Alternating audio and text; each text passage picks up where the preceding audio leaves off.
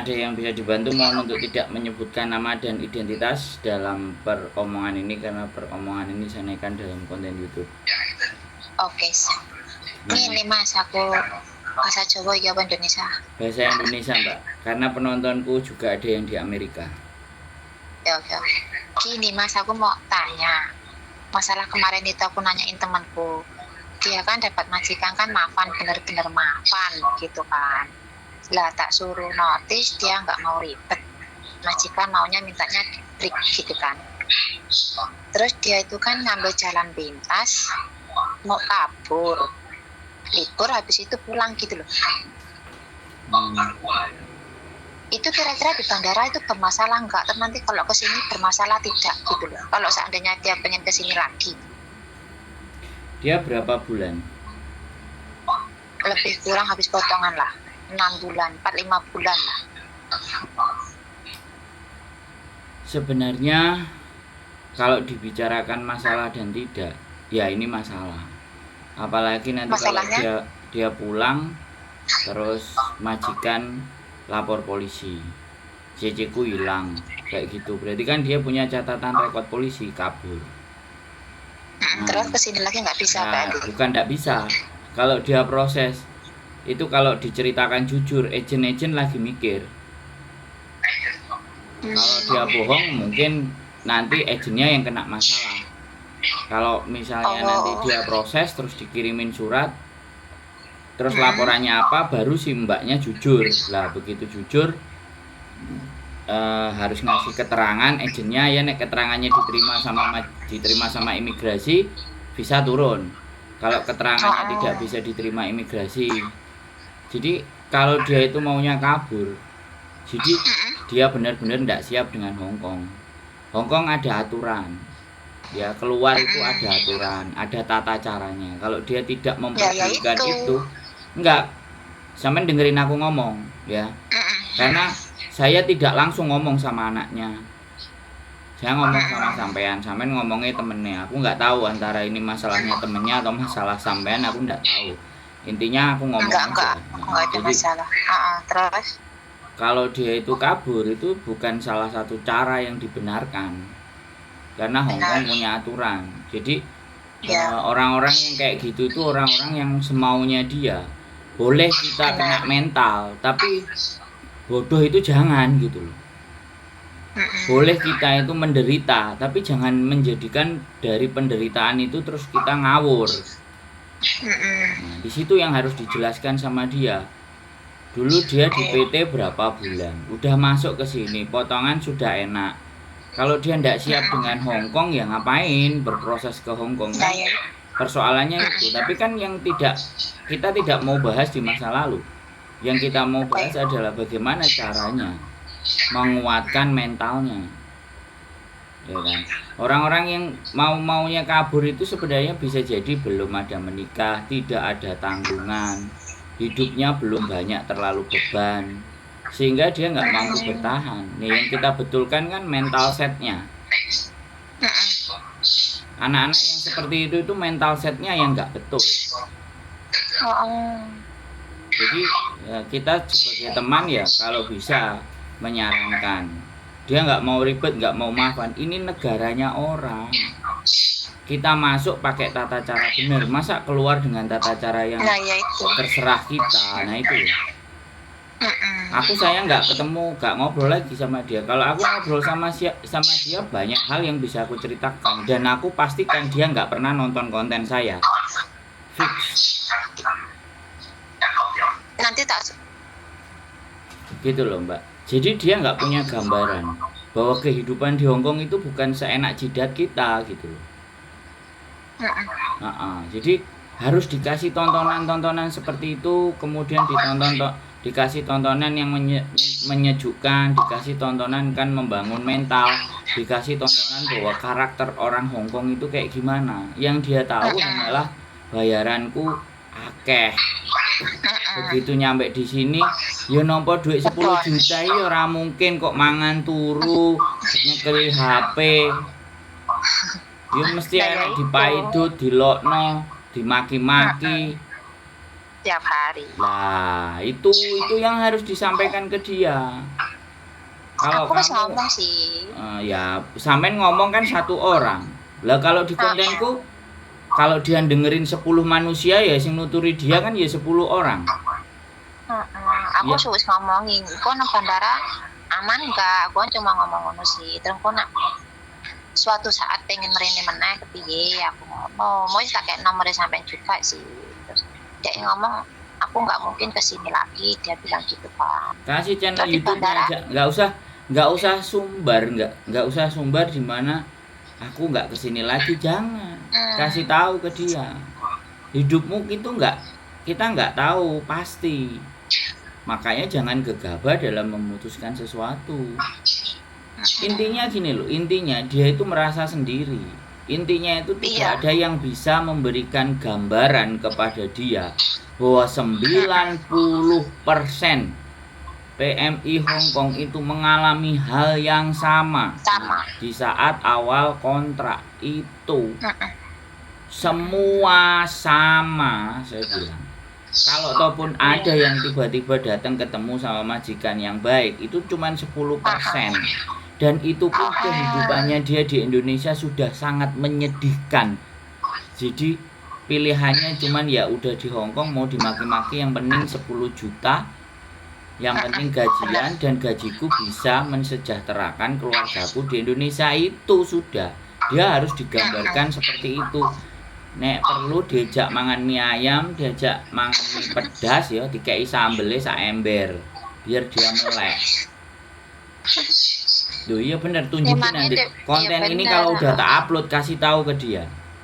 Oke siap. Emangnya di bandara nggak bermasalah kok Pak? Sekarang di bandara kalau dia udah beli tiket ya tidak ada urusan orang bandara. Oh. Orang bandara itu tidak ada urusan dengan urusan kita dengan majikan. Ya dia. Aku tuh kasihan juga sih. Bandara tidak.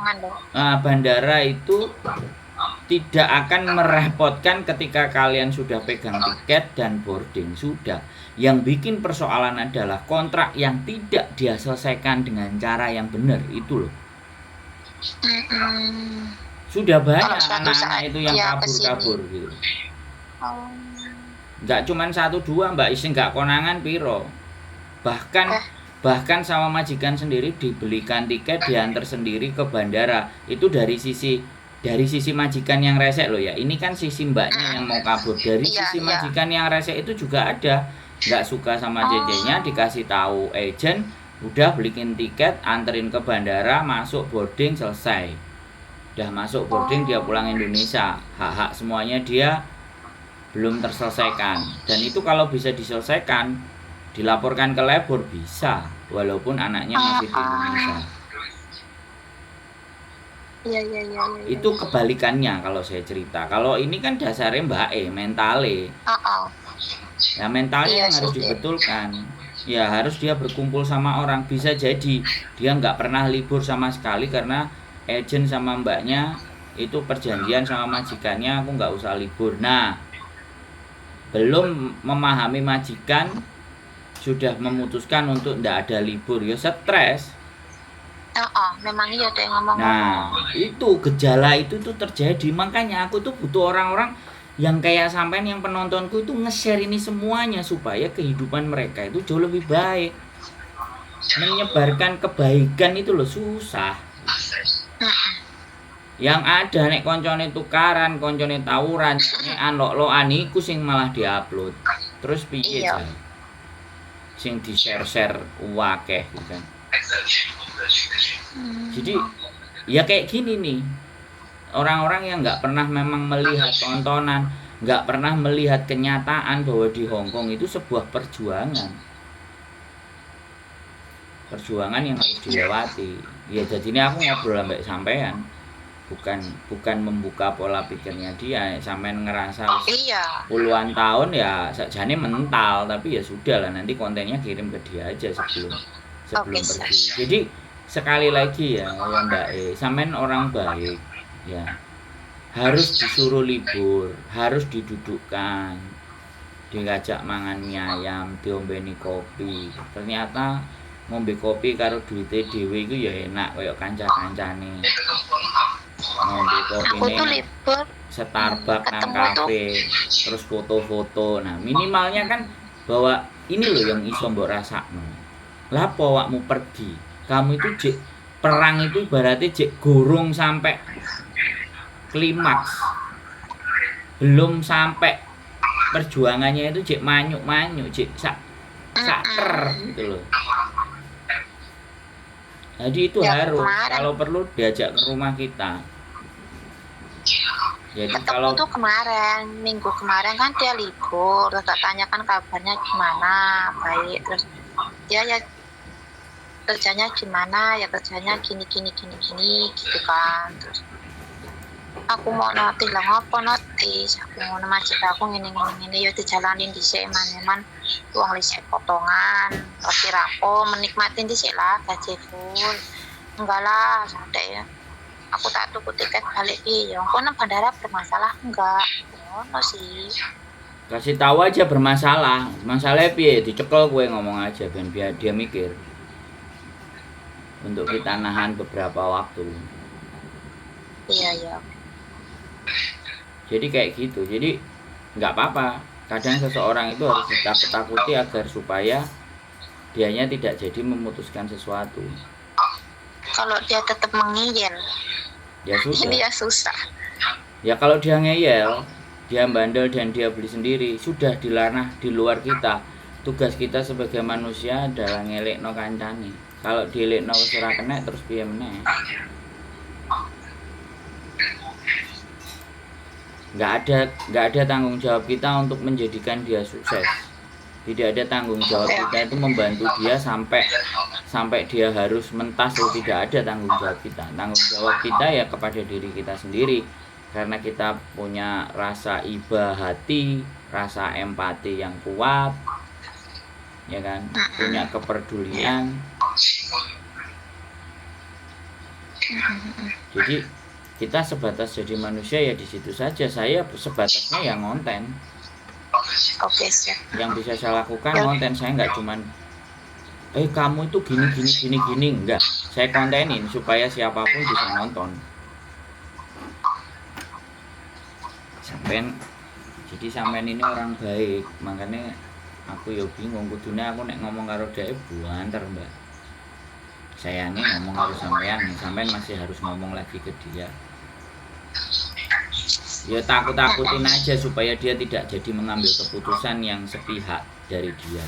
Oke, siap. Karena menakut-nakuti untuk memberikan tujuan yang baik itu sebenarnya bukan sesuatu yang salah, karena mungkin kita menggunakan cara itu supaya dianya tidak jadi. Jadi kayak misalnya nih, nggak boleh keluar malam, kamu nanti kalau malam ketemu setan sama hantu. Kan kayak gitu tuh, akhirnya ya dia tidak keluar, dia takut setan sama hantu, terus dia di rumah, dia ngapain melakukan sesuatu, ya sudah kayak emak-emak kita dulu kan, jangan keluar maghrib nanti kena sambar motor, kecelakaan itu bukan karena maghribnya, kecelakaan itu karena kalau maghrib perubahan dari siang ke malam itu banyak mimik di jalan. Kalau kita naik nggak pakai kacamata, nggak pakai helm, mimiknya masuk, ngucek motor, konsentrasi hilang, jegur got, terus ngomongnya nah kena molo. Iya, logikanya kan begitu tuh, Mbak. Gak apa-apa, takut-takutin aja lah. Oke, siap. Nanti kalau biar dia telepon sampai biar jelas. Sampai orang baik. Terima kasih ya, Mbak. Waalaikumsalam. Sama-sama.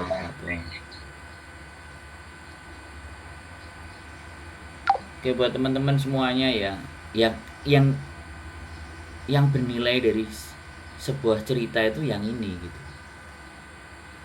Ya di saat seseorang mau memutuskan dengan cara berpikirnya dia, dengan ketidaktahuannya dia sempat bertanya, ada masalah nggak? Ya masalah, bilang aja gitu. Kalau kamu mau silakan kamu coba. Dan kayak gitu kan pasti dia akan mundur. Wah, aku kena masalah. Jangan dipikir gampang. Itu hanya tujuannya untuk menyadarkan dia.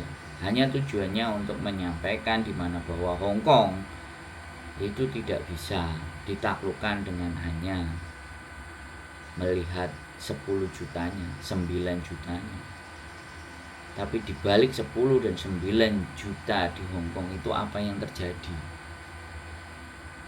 Harga apa yang harus kita bayar untuk mendapatkan 10 juta ataupun 9 juta, bahkan ada yang sampai 14 juta per bulannya. Ya beginilah Hong Kong. Welcome to the Hong Kong. Selamat datang di Hong Kong. Selamat datang di area pertempuran. Pertempuran melawan siapa? Melawan diri kita sendiri. Tidak ada orang lain yang kita lawan, hanya kita melawan diri kita sendiri. Karena musuh terbesar di dunia ini bukanlah siapapun yang ada di luar sana atau makhluk apapun. Musuh kita adalah hawa nafsu diri kita sendiri. Keep stay tune my YouTube channel and see you next video. Bye bye.